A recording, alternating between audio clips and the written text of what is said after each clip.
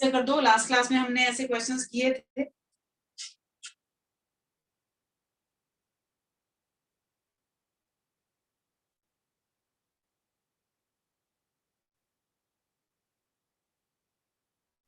Ma'am वो क्या लिखा है, f x equal to x square plus 3।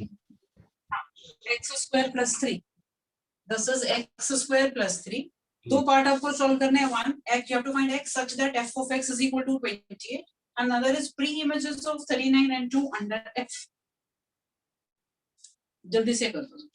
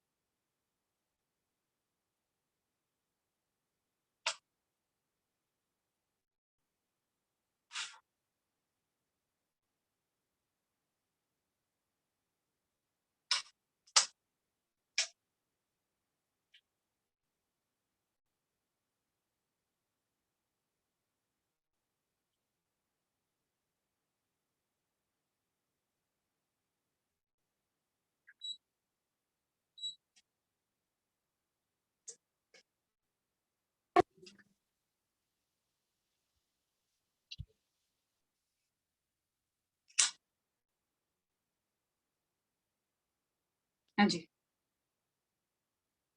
First part का आंसर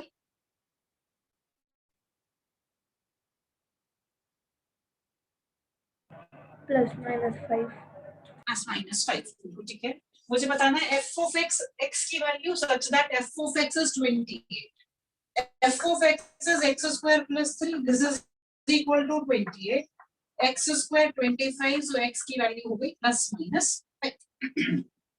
अब प्री इमेजेस निकालनी है 39 एंड 2 की। लास्ट क्लास में हमने क्वेश्चन किया था प्री इमेजेस पर। 39 की प्री इमेजेस का मतलब 39 is the value of what, X और F of X? F of X. F of X डालो, एफ ऑफ एक्स की जगह 39 और एक्स की वैल्यू बताओ। सिर्फ 6 आएंगी या +-6 आएगी बेटा? +-। So pre-images of 39 is +-6 under f। अब आपने मुझे बतानी है प्री इमेज ऑफ 2।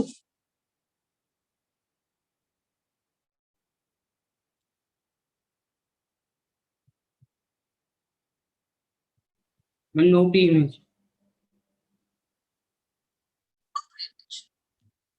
ठीक है, कोई भी प्री इमेज एग्जिस्ट नहीं करेगी। क्यों नहीं करेगी?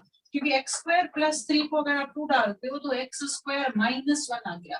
Function real number to real number defined है, there is no real number for which square becomes -1, so there is no pre-image of 2 under f। ठीक है जी, चलिए नेक्स्ट, लास्ट कॉन्सेप्ट जो हमने किया था फंक्शन में, that was equality of functions. क्या क्या 3 कंडीशन करी थी हमने किसी भी दो फंक्शन को इक्वल करने के लिए?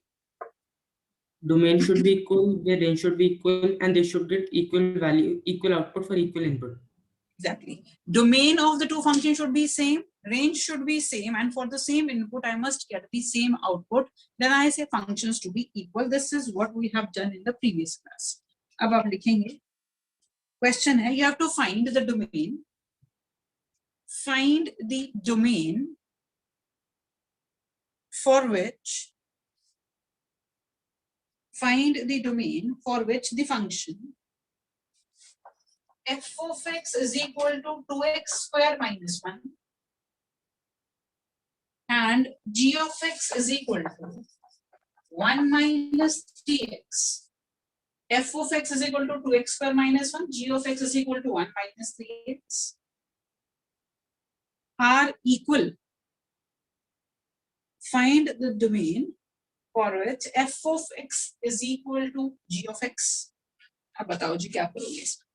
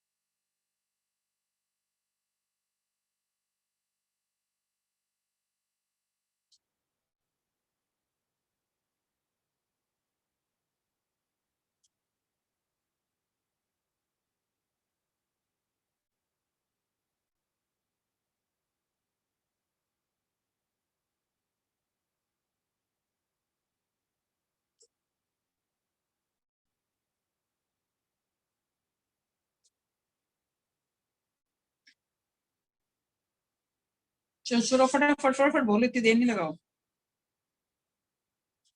दो फंक्शंस को इक्वल करना है, डोमेन पूछी गई, तो हमारे को जो फंक्शन की डेफिनेशन दे रखी है वो डोमेन रेंज उसने दिया, कहां से कहां फंक्शन जा रहा है, तो मैं तीसरी कंडीशन से शुरुआत कर सकती हूँ। If I want the functions to be equal, then f of x should be equal to g of x. ये बात समझ में आती है? Yes, ma'am. यहां से अब x की वैल्यू बता दो, कौन सी ऐसी x की वैल्यू है जो इस कंडीशन को जस्टिफाई करेगी, that will become my answer. -2 और -1/2। -2 and -1/2 के 1/2 बेटा? 1/2. 1/2. 2x square minus 1 is equal to 1 minus 3x. 2x square plus 3x minus 2 is equal to 0.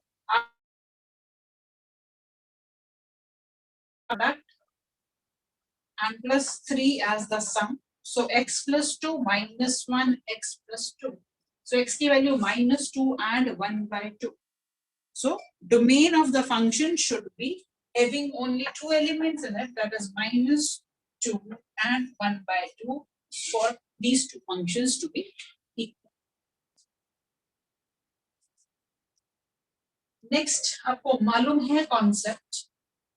अगर मुझे फंक्शन दे रखा है, let us say f of x is 2x square plus 3, and I ask you to find out say f of -3, what my answer is going to be?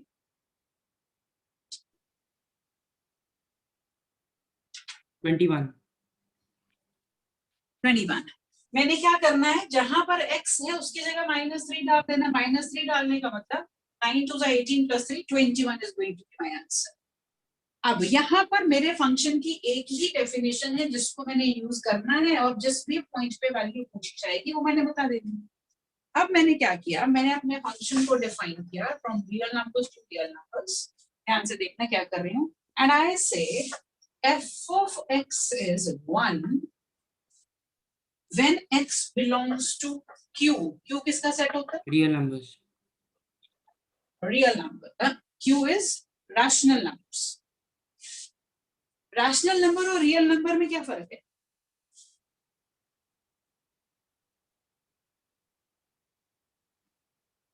Rational. Is every rational number a real number?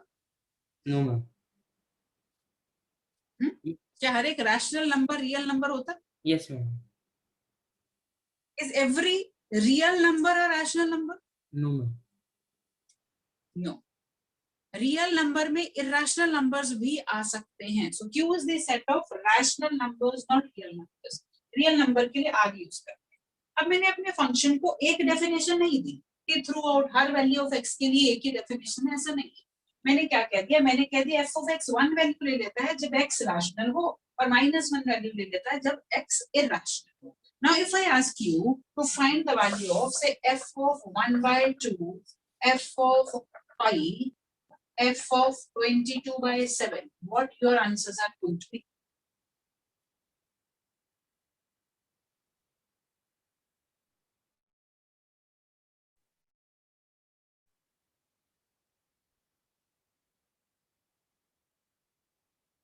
F of half.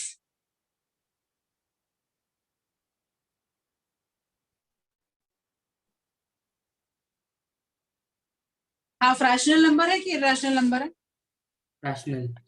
Rational है। और जब भी मैं अपने function में input rational number डालती हूँ तो मेरा आउटपुट क्या बनता है? Rational. हाँ, मेरा आउटपुट क्या बनता है? 1.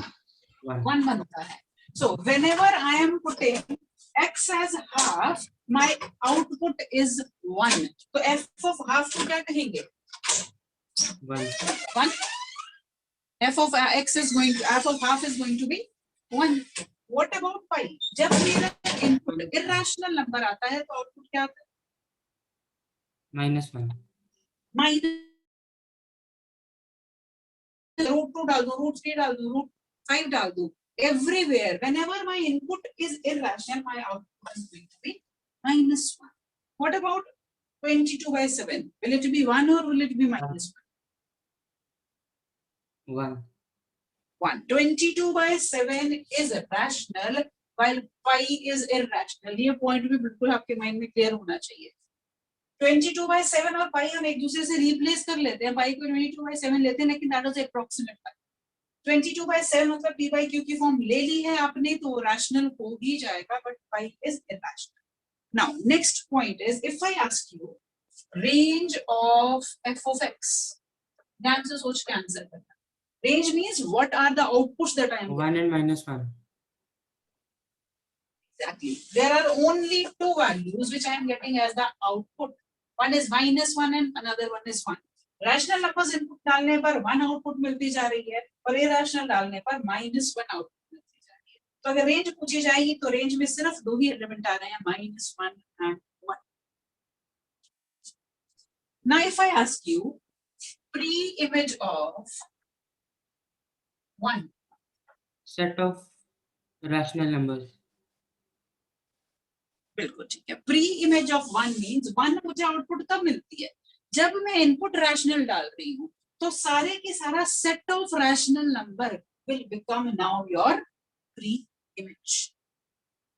हाँ जी, ये बात सबको समझ में आ गई है?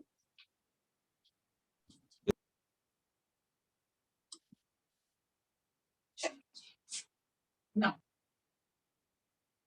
लेट अस से मुझे f of x दिया है.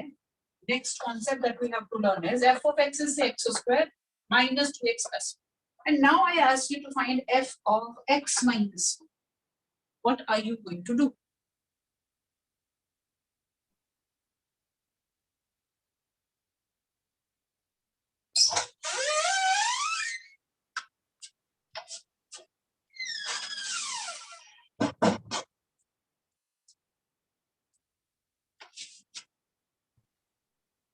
Ma'am, will be first solve the quadratic equation on the right.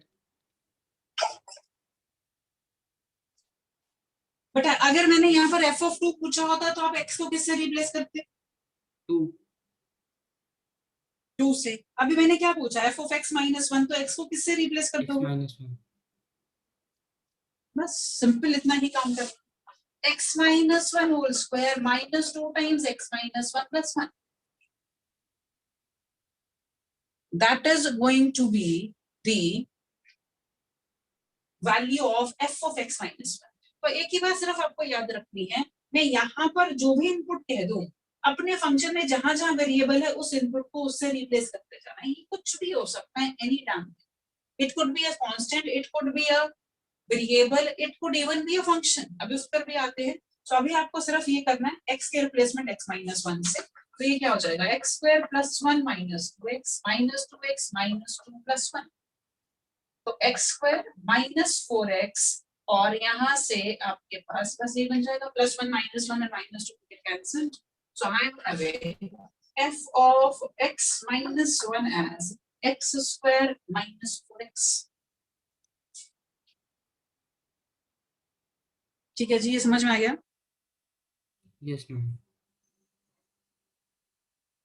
Now मुझे दिया है f of x as 1 upon 2x plus 1. X is not equal to minus 1 by 2. X not equal to minus 1 by 2. You have to find, ध्यान से देखना क्या निकालना है आपको, f of f of x. पहले जरा मतलब समझाना क्या मतलब है इसका. I want to find out f of x.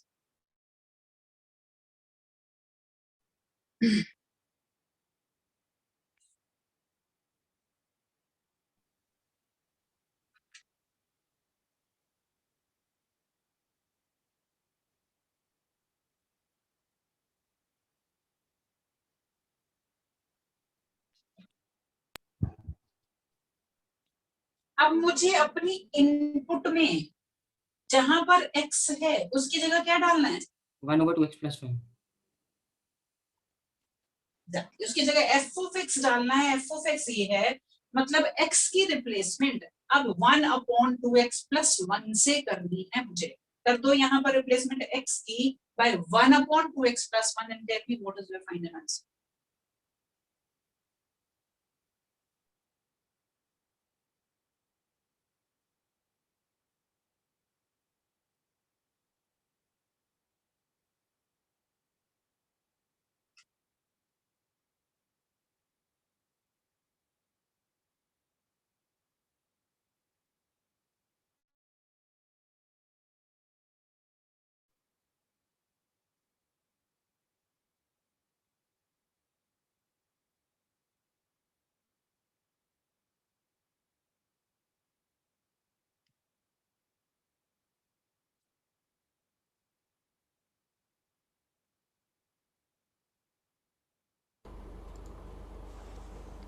Excuse me ma'am.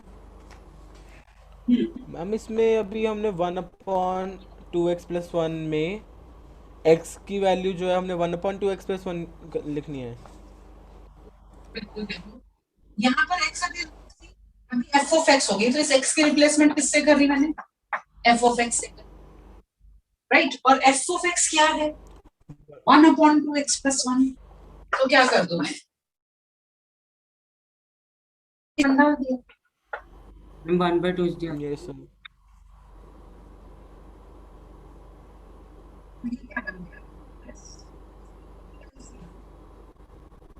वाला एलसीएम वाला plus 2x+1, so 2x+1/2x+3, so that is my answer. समझ में आ रही है बात या नहीं? Yes ma'am.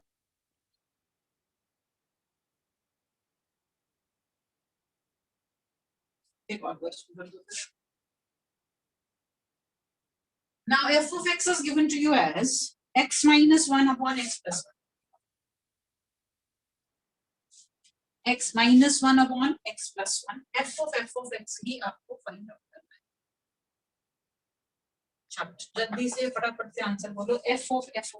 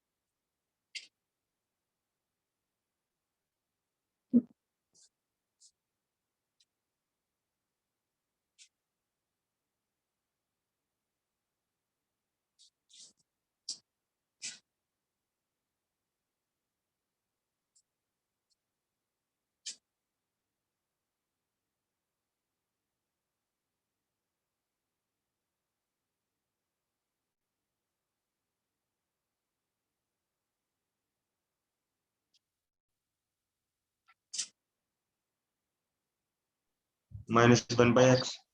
-1/x, बिल्कुल ठीक है बेटा। -1/x is the answer.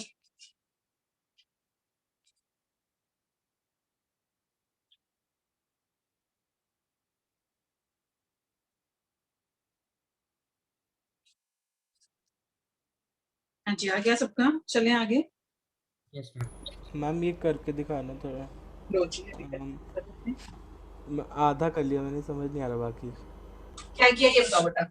जहां जहां x था उसको f of x से रिप्लेस करना, यस मैम। और f of x की जगह ये पूरी चीज डाल देंगे। This is what I am supposed to do. So ma'am फिर x मैंने लिखा है x-1/x+1 -1/x+1 अब एलसीएम लेना पड़ेगा, no other way out. Yes ma'am. x -1 ये नेगेटिव पड़ा है तो ये -x+1 बन गया, सॉरी -x-1 बन गया, और नीचे x -1 + x+1 बन गया।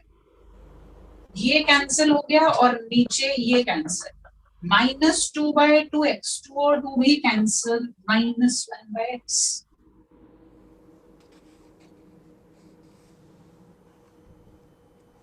Is it okay? Okay ma'am.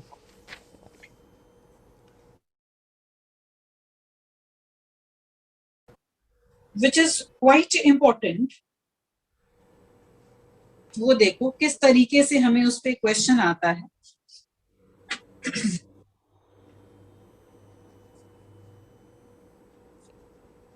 देखो जी, मुझे दिया है 2 times f of x plus 3 times f of 1/x,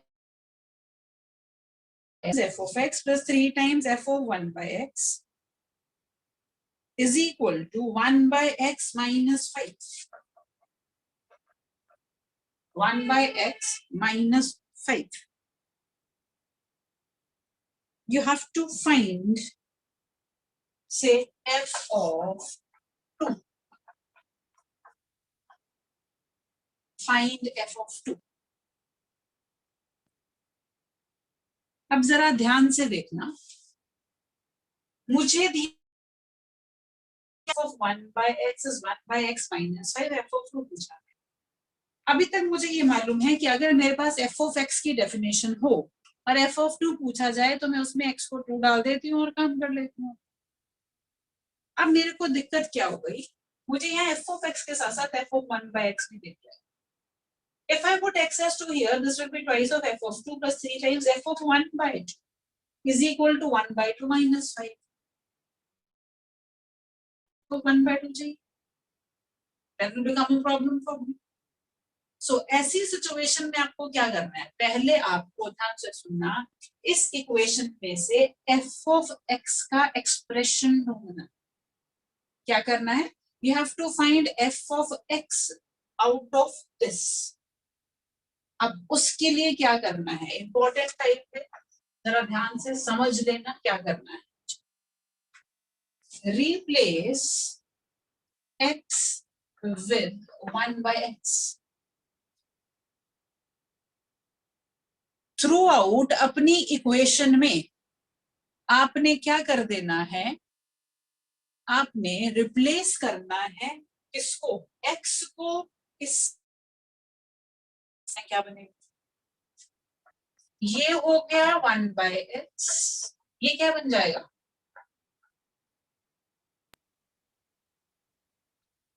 X. this will become x, this will become x minus 5. अब ध्यान से सोचना, पहले ये फर्स्ट इक्वेशन, ये सेकंड, अगर मैं बोल दूं, क्या आप इन दो इक्वेशंस की हेल्प से f of x निकाल सकते हैं? Is it Yes, possible? ma'am. Treat them as two equations in two variables. One of them is f of x, another one is f of 1 by x. इस equation में भी f of x, f of 1 by x पढ़ा है, ये भी पढ़ा है। जैसे आप two equations in two variables solve किया करते थे 10th क्लास में, सेम मेथड फॉलो करना है। अब x और y की जगह f of x और f of 1 by x में दो इक्वेशंस पढ़ी, करो simplify and just tell me what will be the expression for f of x.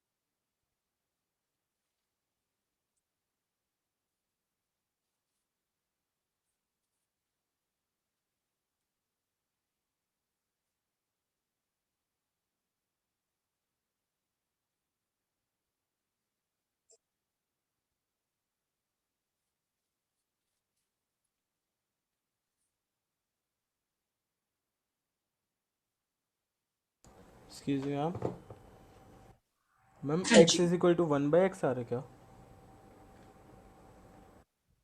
x is equal to 1 by ma'am x. अगर हमने यस हम अगर लिख लेंगे तो मैम 2f और 2f कट जाएगा। कैसे कटेगा, ये 2f of x है, ये 2f of 1 by x है, ओके तो कैसे कटेंगे बेटा?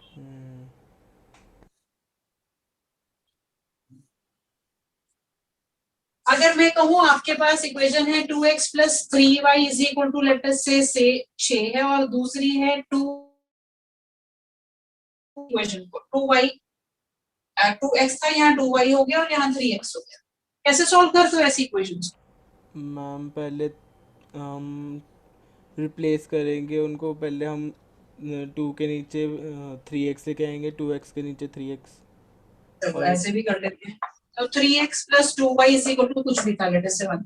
अब Ma'am, by use ma'am of फिर the coefficient या क्रॉस मल्टीप्लिकेशन, व्हाटएवर, बहुत सारे मेथड पढ़े आपने, you can use any one of those.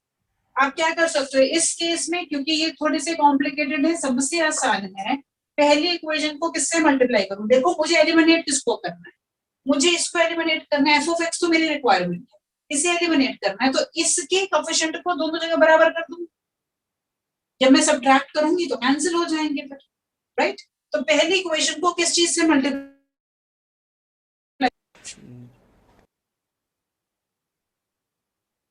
दोबारा देखो, I want to make the coefficients of f of 1 by x same, so that when I subtracted ये term cancel हो जाए और सब कुछ f of x में मेरे पास बच जाए।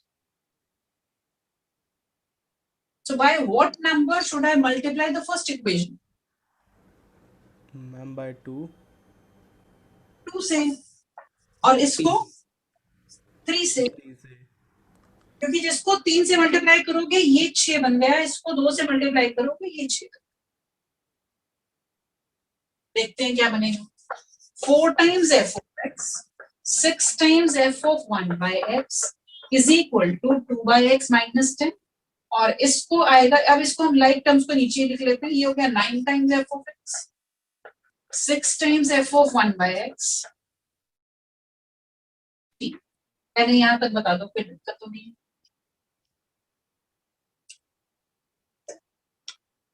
और ऐसा क्यों किया ये भी समझ में आ गया। साइमल्टेनियसली इक्वेशंस को सॉल्व ही कर रहे हैं हम, जैसे आप 10th क्लास में करते थे, 2 equations in 2 variable bye equating the coefficients.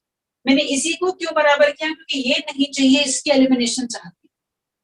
अब क्या करूंगी, सब्ट्रैक्ट कर देती हूँ सारी टर्म्स।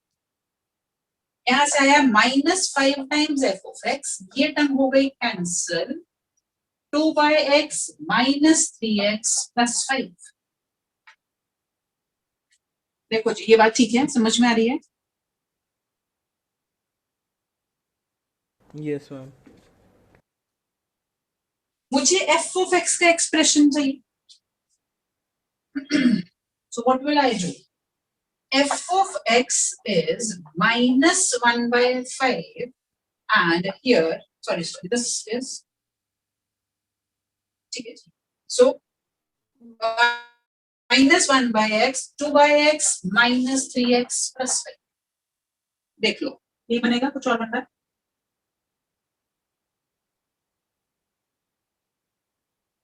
अब आपसे कुछ मर्जी पूछ रहे हैं आके, f of 2, f of -1, f of 3, whatever they ask, you can find out। आपसे क्वेश्चन में पूछा गया था f of 2 -1 by 5, x की जगह 2 डाला तो 1 बन गया, यहां डालेंगे तो 6 बन जाएगा plus 5। So what my answer is? Ma'am 10 bracket का अकेले ब्रैकेट का। ब्रैकेट सॉल्व करोगे 5 + 1 6 - 6 0 हो जाएगा, बाहर कुछ मर्जी मानो, माइनस था शायद। Right. So these type of questions are quite important, जहां पर आपको रिप्लेसमेंट करके एक ही इक्वेशन से दूसरी इक्वेशन फ्रेम करनी है और फिर उसकी हेल्प से सॉल्यूशन करना है आपको अपनी इक्वेशंस। ठीक है जी। तो ये तो हमने पढ़ा कुछ बेसिक चीजें फंक्शन के बारे में। वैल्यू ऑफ फंक्शन निकालनी हो, किसी पर्टिकुलर पॉइंट पे निकालनी है, या फिर हमें किसी वेरिएबल के करस्पॉन्डिंग निकालनी है, जैसे भी करना है वो those all things we have done. Now next is we are going to study about few standard functions, their graphs, their domain and their range। अभी हमारे पास 3 चीजें बची हैं, एक स्टैंडर्ड फंक्शंस की domain, range and graphs, then कुछ general functions की domains and range, right. ये 3 काम हमारे पास बचे हैं फंक्शंस में, सारे बहुत इंपॉर्टेंट बेसिक है ये आपका। जितने भी फंक्शंस के ग्राफ आज हम करने जा रहे हैं, डोमेन एंड रेंज, एवरीथिंग, ये थ्रू आउट +1 +2 और इवन बाद में भी अगर मैथ्स आप ऑब्वियसली पढ़ेंगे ही, तो वहां पर भी आपको इन चीजों की जरूरत पड़ने वाली है. So be very very attentive in the class. ठीक है जी. सबसे पहला फंक्शन जो हम पढ़ने वाले हैं that is the constant function. इसके बारे में आप ऑलरेडी पढ़ चुके हो, 9th क्लास में पढ़ते हो जहां तक मुझे याद. Constant function, as the name suggests, constant का मतलब जो वेरी करता है कि नहीं करता है. नहीं नहीं करता. करता. नहीं करता. वेरिएबल होगा तो वेरी कर रहा है. Constant means does not vary. अगर मैं कांस्टेंट फंक्शन की बात करती हूं then constant function f of x is equal to c, where c belongs to any real numbers. c belongs to any real number. और अभी हम रियल वैल्यूड फंक्शन की बात कर रहे हैं, मतलब मैं अपने सारे फंक्शंस को for the timing real number to real number define कर.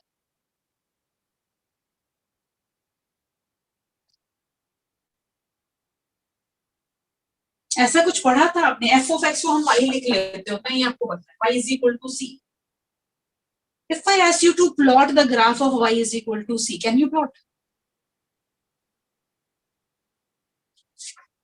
Graph of y is equal to c. Constant polynomial में पढ़ा था आपने. सर आपने 9th क्लास में पढ़ा था equations of the line parallel to which axis? x axis, y axis. कौन सी एक्सिस के पैरेलल बनती है y is equal to c? X axis. X axis के parallel. So if I want to plot the graph of y is equal to c, ये अगर मेरा origin है तो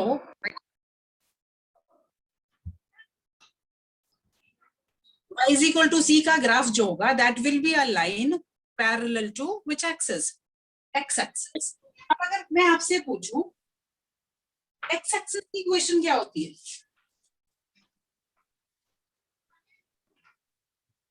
What is the equation of x axis? x axis भी एक line है और आपको मालूम है लाइंस के लिए हमेशा कुछ लीनियर जो है एक्सप्रेशंस दे सकते हो. तो x axis को कैसे डिनोट करते हो? इक्वेशन ऑफ x axis क्या होती है? y is equal to 0. आपको मालूम है x axis पे कोई भी अगर पॉइंट हो तो उसका y coordinate 0. 0. So x axis की equation is y is equal to 0. Now if I ask you equation of y axis, what it should be? X is equal to 0. X is equal to. ये याद रखना, बहुत important बातें हैं. Equation of x axis is y is equal to 0 and equation of y axis is x is equal to 0. चलिए हम वापस आ जाते हैं कांस्टेंट फंक्शन पर. Constant function f of x is equal to c. Graph will be a line parallel to x axis. Now you are going to tell me what is domain of this function and range of this function. Generally both the domain and range. Domain क्या होती है? जो value आप इसमें as input डाल सकते हो, मतलब x क्या क्या वैल्यू ले रहा है. और रेंज क्या होती है? जो मुझे आउटपुट मिलता है.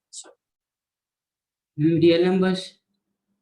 Domain is all real numbers, क्योंकि मैं यहाँ पर x को कुछ भी डाल दूं, 1 1 2 2 power 100 minus half minus 1 minus 200 whatever I can, क्योंकि मैंने ग्राफ को माइनस इन्फिनिटी से पॉजिटिव इन्फिनिटी सब तरफ ड्रॉ कर दिया है, तो x की इनपुट तो कुछ भी जा सकती है. Now what about the output? Set of real. Output set of Integers. Integers, Real numbers. Real numbers. बेटा मुझे बताना, मैं फॉर एग्जांपल मैं इसको 5 ले लूं, लेट अस से दिस इज 5.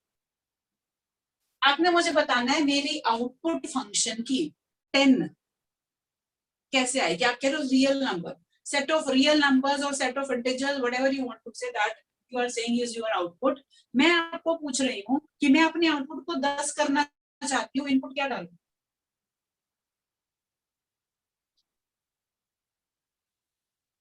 10 only. 10 डाल दूं. अगर मैं यहाँ 10 डालूंगी तो ये 10 हो जाएगा।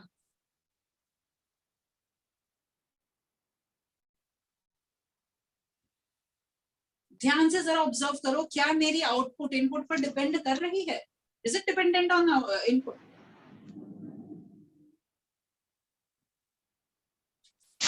नो। अगर मेरे पास f ऑफ x 5 है, मैं यहाँ x को 1 डाल दूं 5 आएगा, मैं 2 डाल दूं 5 आएगा, मैं 10 पावर 10 डाल दूं 5 ही तो आएगा। क्या चेंज होगा ये कभी? जल्दी बोलो बच्चों, इज इट चेंजिंग? चेंज तो होगा ही नहीं। Am I right? Yes ma'am. तो मेरी आउटपुट सिर्फ और सिर्फ एक ही है, मैं इसके अंदर कुछ मर्जी डालती जाऊं, मुझे आउटपुट सिर्फ 5 मिलनी है। इसका मतलब मेरे रेंज में सिर्फ एक एलिमेंट है, that is whatever this constant is, that will become my range. पहले ये बात बताओ, समझ में आई है?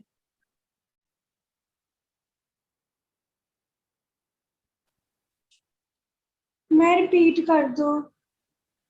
देखो जी, जब हम डोमेन और रेंज की बात करते हैं, सबसे पहली चीज, डोमेन का मतलब जो कुछ इनपुट आप अपने फंक्शन में डाल सकते हैं, ठीक है जी।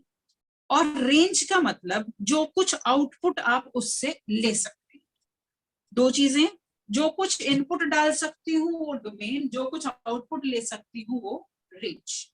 अब मैं अपने फंक्शन में यहाँ इनपुट जो मेरा मन करे डाल दूं x को, कोई दिक्कत ही नहीं है मुझे। Whatever I feel like I can put in place of x। तो मेरी इनपुट तो हुई और रियल नंबर्स, मतलब डोमेन तो हुई और रियल नंबर्स। लेकिन जब भी मैं कुछ इनपुट इसमें डाल रही हूँ तो मेरा आउटपुट तो बदल ही नहीं रहा, क्योंकि यहाँ तो x है ही नहीं। जब x है ही नहीं तो मेरे इनपुट के साथ साथ आउटपुट ने तो बदलना ही नहीं। एक ही बार बार आउटपुट मिल रही है क्या? जो भी ये कांस्टेंट था, अभी फॉर द टाइमिंग मैंने 5 ले लिया तो मेरी आउटपुट हमेशा ही 5 आ रही है। तो आउटपुट क्या होती है? रेंज।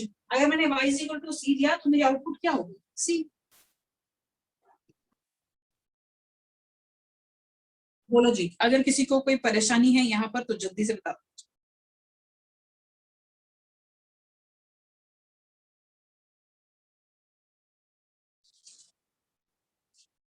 हाँ जी, पराग समझ में आ गया बेटा?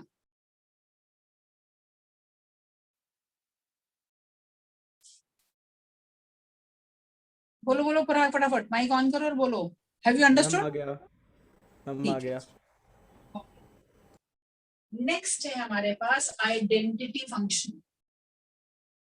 First one was constant function, next is identity function.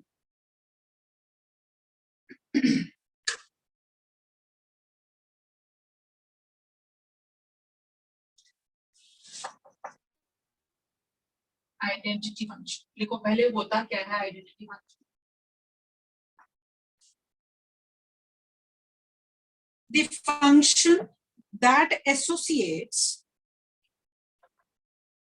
the function that associates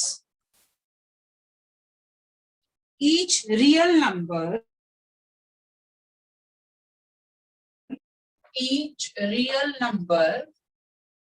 to itself is called identity function. Is called identity function. So if I say f of x is equal to x, identity function है तो इसको ix से भी denote कर देते हैं।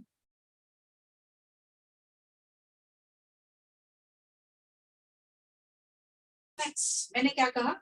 The function that associates each real number to itself, मतलब जो इनपुट डालो वही आउटपुट आ जाए, जो डाला वही बाहर आ गया। That is your identity function. f of x को हम y भी देते हैं, ये आपको पता है। So I can write it as y is equal to x. Again, linear equation in x and y plot कर सकते हैं ग्राफ पर, और ये भी हमें पता है कि जब मैं ग्राफ पे प्लॉट करूंगी तो मेरा आउटपुट स्ट्रेट लाइन आने वाली है। बस अब ये बता दो कैसी what kind of a graph am I going to get?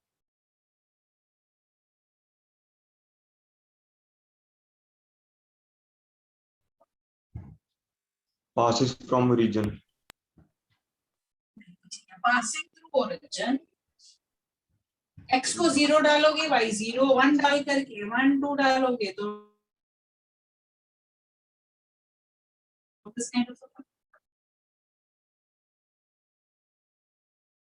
North east direction में, ये आपकी ईस्ट डायरेक्शन, ये नॉर्थ ईस्ट मींस 45 डिग्री इधर और 45 डिग्री इधर। फिजिक्स में बहुत बार ये टर्म यूज करेंगे आप, नॉर्थ ईस्ट डायरेक्शन। अब जल्दी से सोच के बोलना, डोमेन क्या और रेंज क्या। मैं फिर से रिपीट करती हूँ, डोमेन जो कुछ वैल्यू एज इनपुट डाल सकते हो, रेंज जो कुछ वैल्यू एज आउटपुट निकाल सकते हो। Domain is x and range is also x. X, should I say X? Or should I say? Saumya बोलो। Range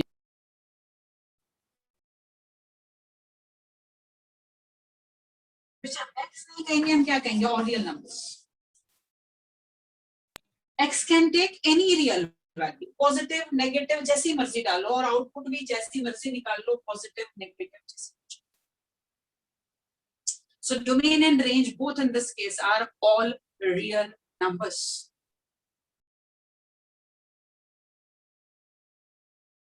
Next is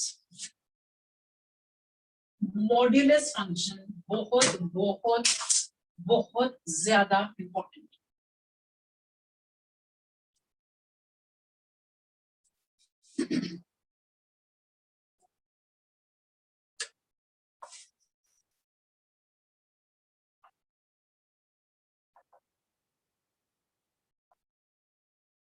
इसको बहुत ध्यान से समझना। Modulus function is defined as mod x, x if x is greater than equal to 0 and minus of x when x is less। Confusions रहती हैं, कोई बात नहीं, धीरे धीरे करके सब आपने रिमूव करते जाना है। शायद पिछली क्लास में या उससे पिछली क्लास में कुछ बात हुई थी हमारे पास मॉड्यूलस फंक्शन की। अभी तक आपने मॉड्यूलस के बारे में जो कुछ भी पढ़ा, आप कहते हो मॉड के अंदर अगर कुछ डाल दो तो बाहर जो निकलता है वो पॉजिटिव ही निकलता है, वो नेगेटिव बाहर नहीं आता। पॉजिटिव डालोगे तो आउटपुट पॉजिटिव आना ही है, नेगेटिव डालो तो भी पॉजिटिव ही बाहर आएगा। This is the meaning of modulus. अब ये क्यों हो जाता है वो इस डेफिनेशन से क्लियर। ध्यान से सुनना मेरी बात। मैंने अपने मॉड्यूलस फंक्शन को कैसे डिफाइन किया, मैंने कहा कि ये मॉड एक्स एक्स हो जाता है, मतलब इस मॉड के अंदर जो पड़ा है वही वैल्यू मुझे एज आंसर मिलती है अगर अंदर की वैल्यू 0 से बड़ी है या 0 के बराबर है। लेकिन अगर अंदर पड़ी हुई वैल्यू 0 से छोटी हो जाती है तो फिर x नहीं मिलता, मुझे आंसर क्या मिलता है, माइनस ऑफ एक्स। अब हम जरा अप्लाई करके देखते हैं। मान लो मैं यहाँ पर इनपुट 3 डाल रही हूँ, तो मेरी कौन सी डेफिनेशन फॉलो होगी, ये वाली कि ये वाली? फर्स्ट वन, क्योंकि 3 तो 0 से बड़ा है, इसका मतलब मेरा आउटपुट 3 आ गया। अब मैं अगर इनपुट -7 डाल दूं तो कौन सी डेफिनेशन फॉलो होगी? सेकंड वन, सेकंड वाली। और सेकंड वाली क्या कहती है मुझे, minus of whatever is inside, that is -7, that is why it becomes positive.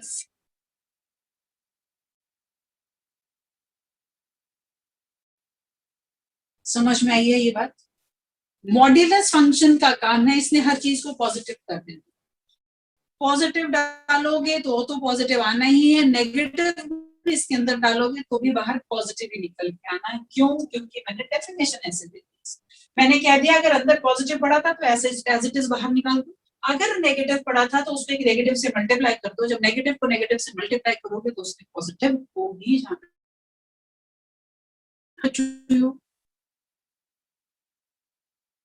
Yes, ma'am. अब इसकी डोमेन और रेंज बता दो, फिर इसमें थोड़ा सा भी इलेबोरेट करूंगी मैं चीजों को, क्योंकि मुझे पता है वो अल्टीमेटली तंग करने वाला है। चलिए जी, पहले तो ग्राफ की बात करते हैं। ध्यान से सोचो, अब आपके पास एक ही फंक्शन की दो डेफिनेशंस, क्या क्या बोला, y is equal to x when x is greater than equal to 0 and y is equal to minus x when x is less than 0। जरा ग्राफ प्लॉट करने की कोशिश करो, किस तरह का ग्राफ मुझे यहाँ पर मिलने।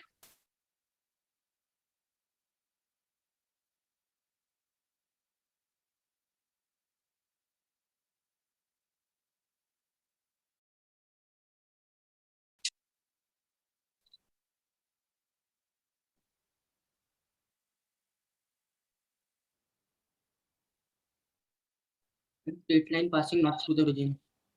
नॉट पासिंग थ्रू ओरिजिन, बेटा इक्वल टू 0 के लिए ये डेफिनेशन, जब मैं x को 0 करूंगी तो y ने तो 0 होना ही है, ग्राफ को ओरिजिन से तो पास होना ही है।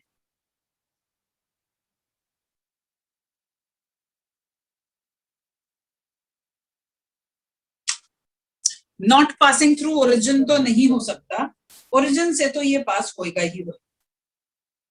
पिछले वाले ग्राफ में और इस ग्राफ में, आइडेंटिटी फंक्शन के ग्राफ में और इसके ग्राफ में क्या फर्क है? ये नॉर्थ वेस्ट जाएगा, नॉर्थ वेस्ट से पास करेगा मैम। नॉर्थ वेस्ट से पास करेगा, नॉर्थ ईस्ट में जाएगा ही नहीं।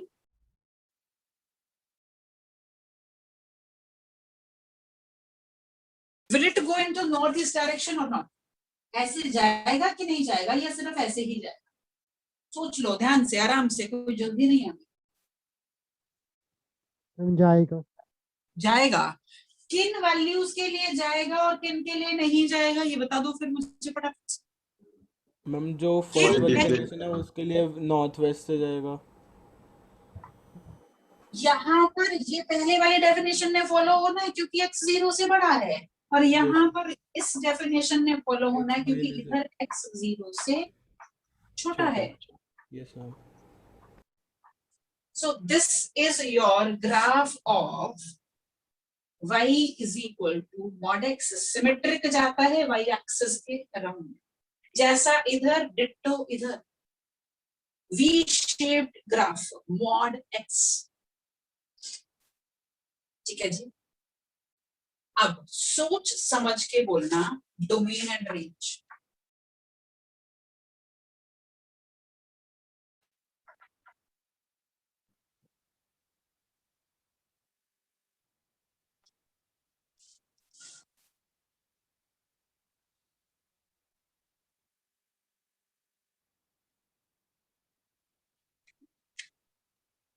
Domain is the set of real numbers. Domain is the set of real numbers, perfect. And range integers. Only integers। अगर मैं यहाँ x को 1.5 डाल दूं तो ये एक्सेप्ट नहीं करेगा। Then real numbers. Real numbers -2 Integers। कहां पर आउटपुट आएगी बेटा, बताना जरा।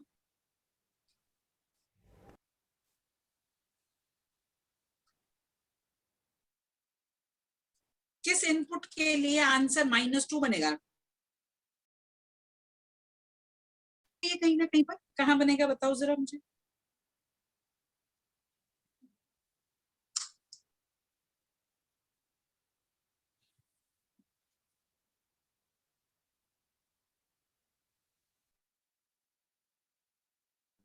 Rational numbers. मतलब इसके इनपुट में मैं इरेशनल नंबर नहीं डाल सकती, this is what you want to say? No. बच्चे ध्यान से जरा, अगर आप ग्राफ को देखो, क्या आपके ग्राफ का कोई भी पार्ट नेगेटिव वाई में जा रहा है?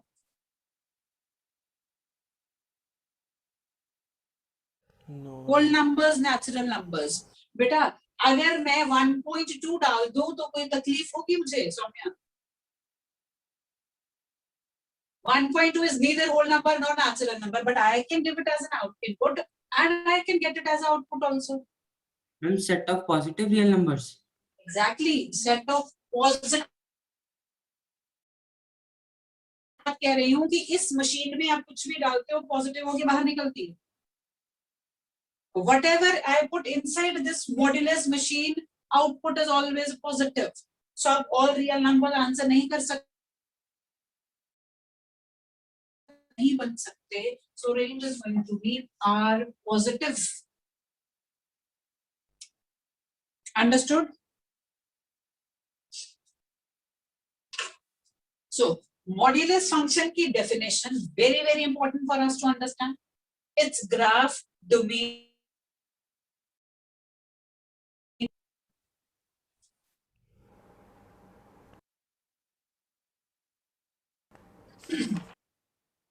अब ये बात तो हमने कर ली, लेकिन मैम आइडेंटिटी फंक्शन बताना. आइडेंटिटी फंक्शन वाला ग्राफ और उसका डोमेन वगैरह नहीं समझ आता. आइडेंटिटी डोमेन फंक्शन एंड का रेंज. ग्राफ जो हमने प्लॉट किया था दैट वाज लाइक दिस.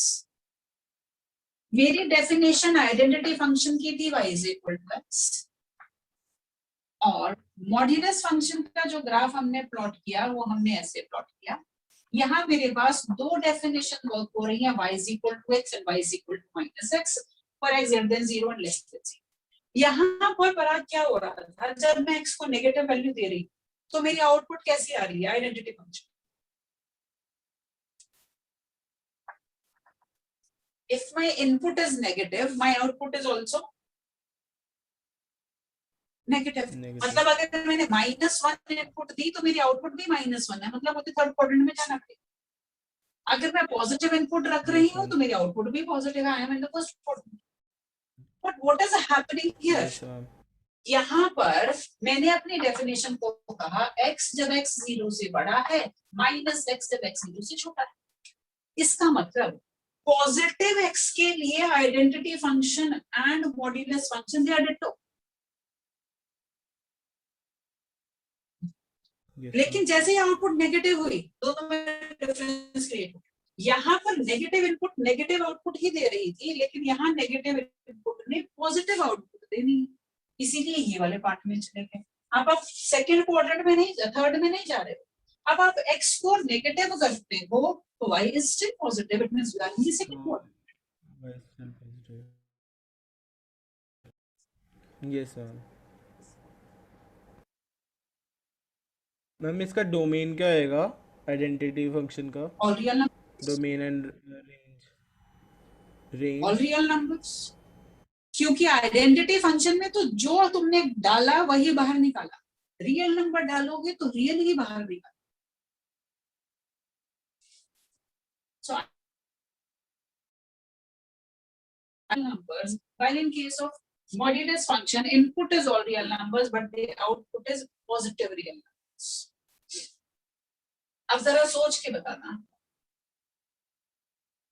अगर मैं आपको बोलूं मॉड ऑफ x -2 को डिफाइन करो, जैसे मैंने मॉड x को डिफाइन किया, मैंने कहा ये x बन जाता है जब x 0 से बड़ा है, -x जब x 0 से छोटा. मैं बार बार एक बात रिपीट कर रही हूँ.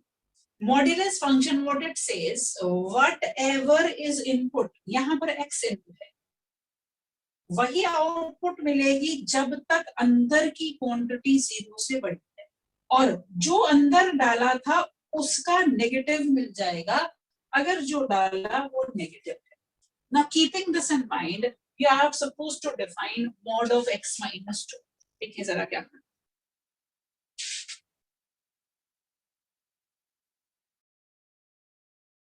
x plus 2. x plus 2, x plus 2, कब x plus 2? x minus 2 when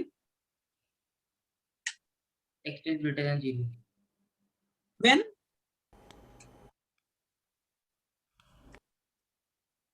condition वापस रिपीट करो. x is greater than 0. x is greater than 0. बस यहीं पे तो गड़बड़ है, इसीलिए तो बोला मैंने करने को. बच्चों मेरी बात को तुम सुनते नहीं हो. Listen every word very carefully. मैंने कहा जो डाला वही बाहर मिलना है जब डलने वाली चीज पॉजिटिव हो. क्या इसमें x डल रहा है कि x -2? तो कंडीशन क्या होगी, x minus बहुत 2 is important less point है, बहुत more ज्यादा than important। मतलब जब आपका x 2 से बड़ा होगा तो मुझे आउटपुट ये मिलेगी, लेकिन अगर मेरे पास जो डाला वो नेगेटिव हो गया, मतलब x 2 से छोटा हो गया, तो मुझे ये मिलेगा।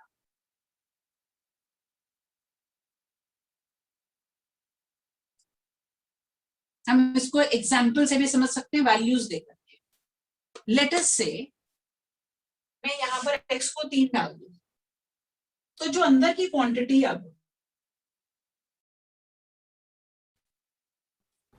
negative पॉजिटिव पॉजिटिव है, मतलब x को 3 डालने से जो इसके अंदर की क्वांटिटी थी वो पॉजिटिव बन रही है। और अगर मैं 2 से छोटी वैल्यू डाल दूं यहाँ पर, लेट अस से 1 डाल दूं, तो क्या बन जाएगी? नेगेटिव। नेगेटिव हो जाएगा। इसका मतलब अब मेरी डिपेंडेंसी x पर नहीं है, मेरी डेफिनेशन फॉलो किस पे हो रही है? ये जो पूरी चीज अंदर डलती है इसके पॉजिटिव या इसके नेगेटिव होने पर मेरी डेफिनेशन में चेंज आता है। It means this will become x minus 2 when x is greater than or equal to 2 and become minus of x minus 2 when x is less than। ये बात आई कुछ थोड़ी सी समझ में कि नहीं?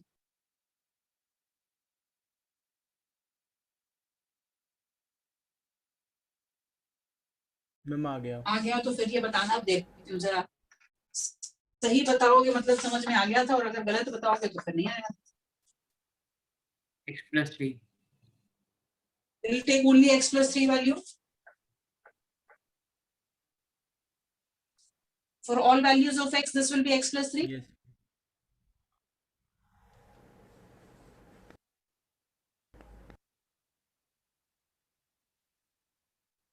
no ma'am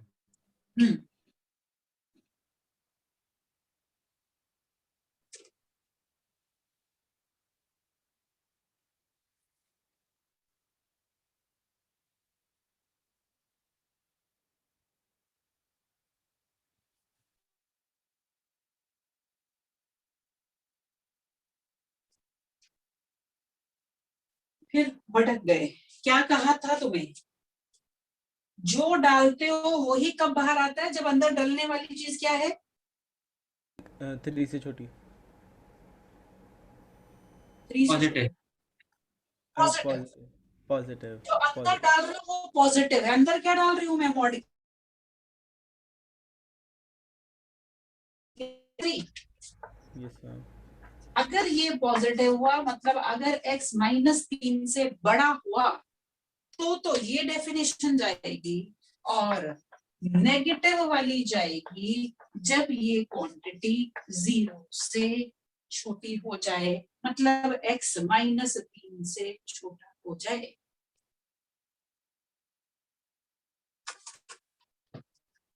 देख लो जरा, 2 मिनट लगा करके बात को थोड़ा सा सिंक इन होने दो, फिर मैं एक और डेफिनेशन पूछती हूँ, फिर मुझे सही से बताना आंसर। ये दोनों चीजों बड़े ध्यान से देखो। सिर्फ आपको एक बात समझनी है, आपको ये तो समझ में आ गया कि इसको ऐसे ही रख दो या इसके साथ नेगेटिव लगा दो, ये बात तो समझ में आ रही है, लेकिन कंडीशन में जोर मत दो। कंडीशन के लिए सिर्फ एक चीज याद रखोगे, जो कुछ इसमें जा रहा है, मैं अब एक्स पर बेस्ड नहीं हूं, मैं इस पूरी क्वांटिटी पर बेस कर रही हूँ अपने आप को। जो कुछ मैं इसके अंदर डाल रही हूँ, whole thing which I am putting inside the notes, whatever it is, if that whole thing is positive, positive के साथ खुलता है, if that whole thing is negative, तो नेगेटिव के साथ खुलता है।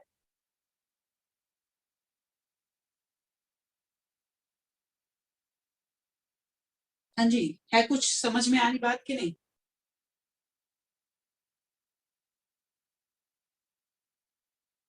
चलो अभी मैं देखती हूँ समझ में आई कि नहीं आई। मैं अब आपको कह दूं, आपने ओपन करना है मॉड ऑफ से x माइनस 7, जल्दी से कंडीशंस के साथ डेफिनेशन बता। ma'am it will be x minus 7 if x is greater than or equal to 7 it will be what? दोबारा बोलो। It will B x minus 7 if x is greater than or equal to 7 ये as such बाहर निकल जाता है अगर ये अंदर जाने वाली क्वांटिटी 0 से बड़ी है, मतलब x 7 से बड़ा है। और अगली definition, It will be minus whole x minus 7 if x is smaller than minus 7. Minus 7. 0 पीछे वाली वैल्यूज। जो फर्स्ट वाली कंडीशन है 1 माइनस एक्स। अब बेटा ध्यान से देखो, ये वाली क्वांटिटी अगर 1 से छोटी रहेगी मतलब 0 ले लो तो ये 1 बन गया। Yes ma'am. अगर मैं -3 ले लूं तो क्या बन जाएगा, 4 बन जाएगा। और 4 का मॉड्यूलस 4 ही होता है, मतलब जो कुछ अंदर पड़ा था वही बाहर आ गया ना सच। Yes ma'am. तो जब मैं x लेस देन 1 की बात कर रही हूँ तो ऑब्वियसली नेगेटिव क्वांटिटीज भी इसमें जा रही। तो आपने सिर्फ, मैं फिर से रिपीट करती हूँ, हम जो मॉड x की डेफिनेशन लिखते हैं वहां पर हम कहते हैं x 0 से बड़ा माइनस x 0 से छोटा। यहीं पे नहीं अटक के रह जाना। ये क्यों हम x पर ही कंडीशन लगा रहे थे, क्योंकि इनपुट x डाल, जैसे ही मैं अपनी इनपुट को चेंज करूंगी मेरी कंडीशन भी तो चेंज हो जाएगी accordingly. Yes ma'am. Is it okay?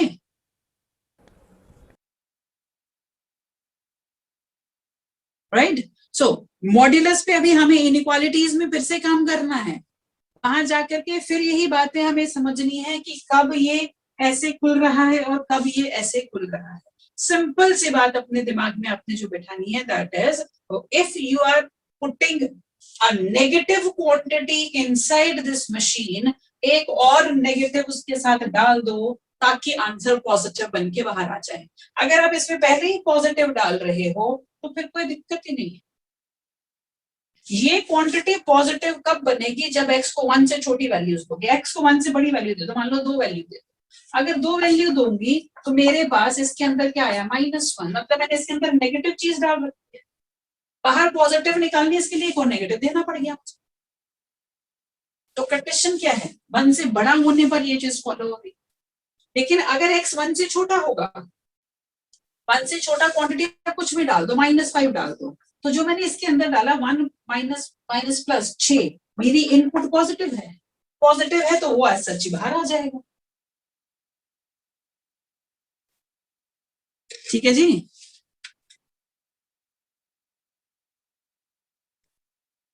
हाँ जी बच्चों, is it okay? Yes ma'am. हाँ, Armaan, Parag, Saumya, Himakshi. Yes ma'am. Yes ma'am. Next जो हमारा फंक्शन है दैट इज क्वाड्रेटिक पॉलिनोमियल। आप लोगों ने प्लॉट कर रखा है, इसके बारे में बहुत ज्यादा हमें बात नहीं करनी है। 10th क्लास में क्या क्वाड्रेटिक पॉलिनोमियल्स प्लॉट करते थे?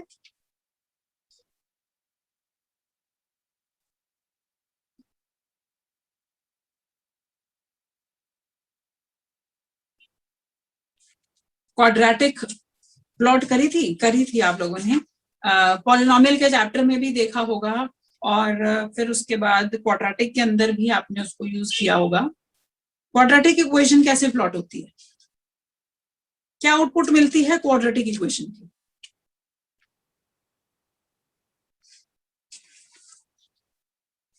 पैराबोलास मिलते हैं।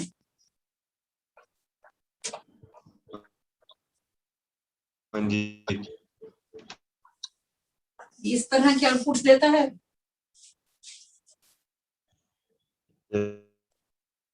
Yes.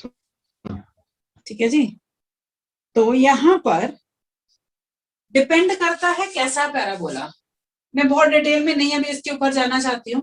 आप लोगों ने सिर्फ एक बात पढ़ी थी 10th क्लास के अंदर कि क्वाड्रेटिक इक्वेशन की रियल एंड डिस्टिंक्ट रूट्स कब होती है?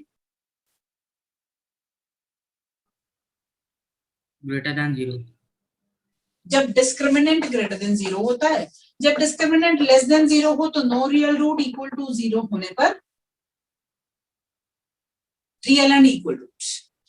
ठीक है जी।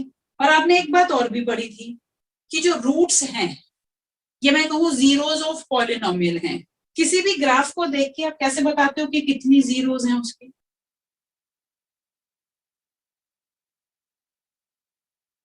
Ma'am the point where it touches x axis में जहां पर एक्स एक्सेस को कट करे या टच करे उतनी ही नंबर ऑफ जीरोस आती हैं। तो अगर मेरा ये ग्राफ इस क्वाड्रेटिक का ग्राफ इस तरीके से आ रहा है तो एक्स एक्सेस को कितनी जगह काट रहा है? 2 दो जगह। जगह अगर दो जगह काट रहा है तो इन तीनों में से कौन सी सिचुएशन मेरी जस्टिफाई होनी चाहिए?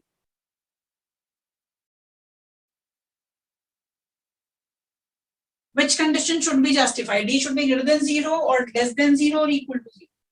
Equal to 0 Equal to 0. Devansh अगर equal to 0 हो जाए तो दोनों रूट्स कैसी होती हैं? बराबर होती हैं। यहाँ तो जहां दो पॉइंट पे जिसपे काट रहा है वो तो अलग अलग पॉइंट है। Greater than 0. Greater than 0. and 0. Now if I plot the graph somewhat like this, what do you think what should be the value of D here? Less than 0. Less than 0. ये कहीं नहीं काट रहा, मतलब कोई real root नहीं है। कोई रियल रूट नहीं होने के लिए D लेस देन 0। अब अगर मैं कहूं मेरा ग्राफ ऐसे जा रहा है तो Is equal to 0. Is equal to 0, क्योंकि टच करके गया दोनों रूट बराबर, परफेक्ट स्क्वायर वाली कंडीशन आ गई और दोनों रूट्स आपकी बराबर। Yes ma'am.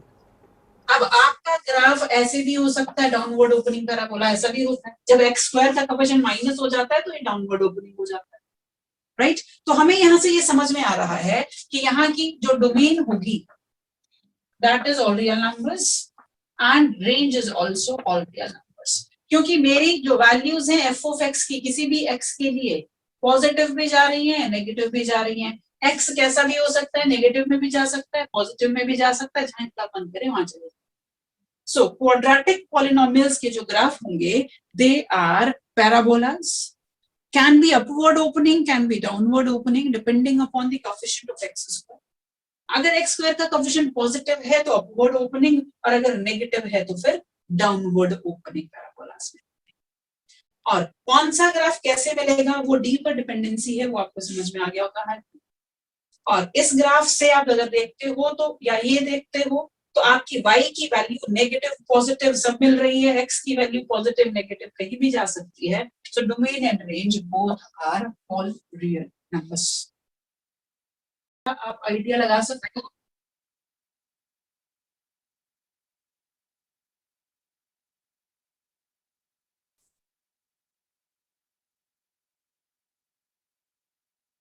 ये ग्राफ, सबसे पहली बात बताओ, जब भी आप ग्राफ प्लॉट करने लगते हो और आपको कुछ भी समझ में नहीं आ रहा तो तीन चीजें आपको सबसे पहले चेक करनी होती हैं। क्या इसका ग्राफ ओरिजिन से पासिंग होगा? No. नहीं होगा, क्योंकि अगर मैं x को 0 डाल दूं तो मेरा फंक्शन ही अनडिफाइंड 1/0 आपको पता है इन्फिनिटी रहता है, अनडिफाइंड हो जाता है 1/0। तो x को 0 वैल्यू तो ले ही नहीं सकते, मतलब ये ओरिजिन से तो पास होना ही नहीं।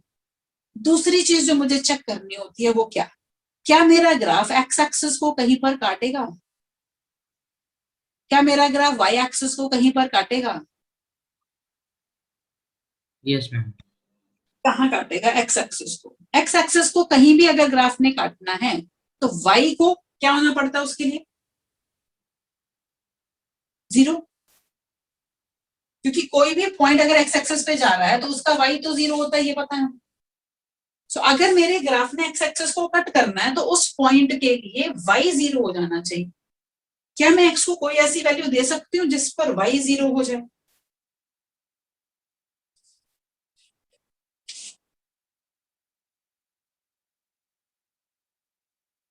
कोई वैल्यू ही नहीं है मेरे पास ऐसी।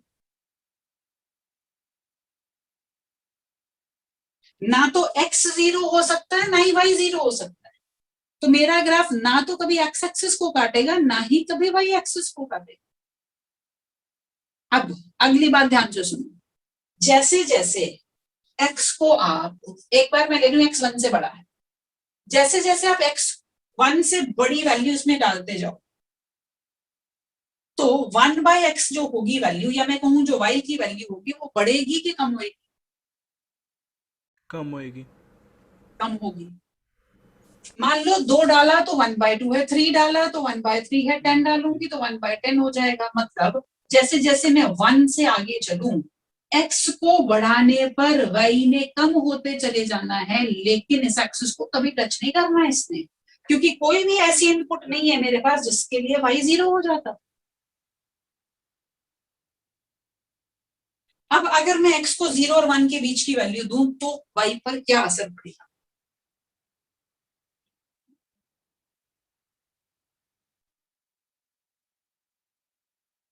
मैम y भी 0 हो जाएगा।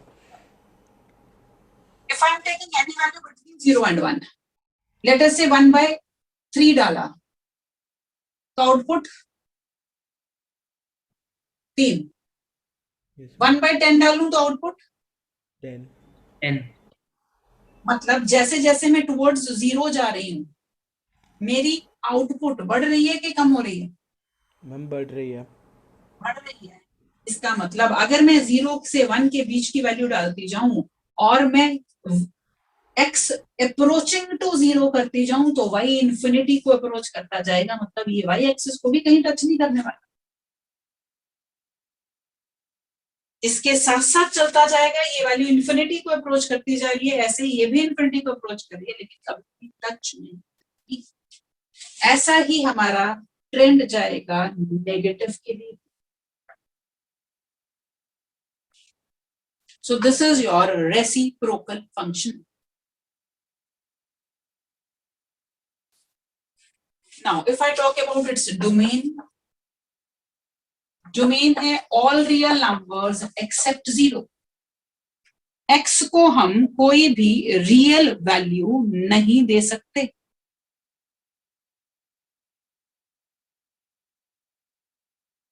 And what about the range?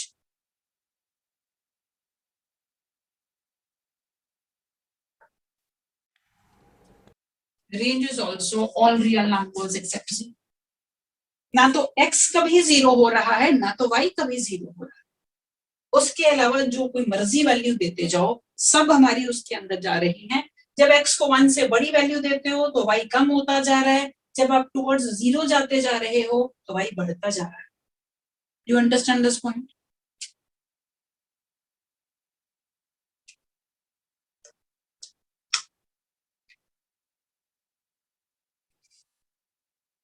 So that's all for today.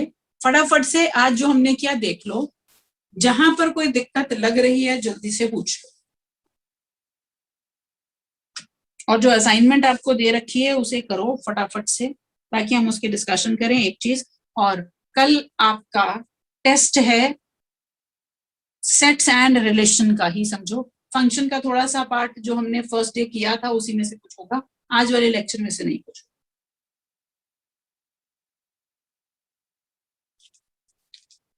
ठीक है जी, समझ में आ गई ये बात? Yes ma'am. मैम फंक्शन का रिलेशन का जो सेट्स एंड रिलेशन आप मान के चलो, फंक्शन की बेसिक डेफिनेशन पे कुछ आ जाए कि ये रिलेशन फंक्शन है या नहीं, ऐसा कुछ हो सकता है, इससे ज्यादा नहीं कुछ।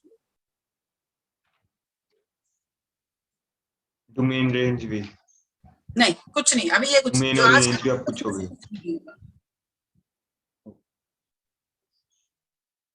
ठीक है जी, nothing from today's lecture, it will be from Thursday class के लेक्चर तक। ओके ठीक है जी, एक बार इसको पढ़ के देख लेना, और असाइनमेंट जो आपको भेजी है उसको धीरे धीरे करके करना शुरू करो। कोई प्रॉब्लम है तो पूछो, नहीं तो फिर हम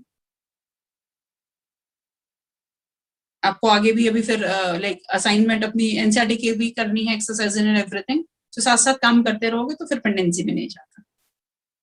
ठीक है जी, थैंक यू। ओके जी, bye Thank you. Thank you ma'am. Bye. Okay bye.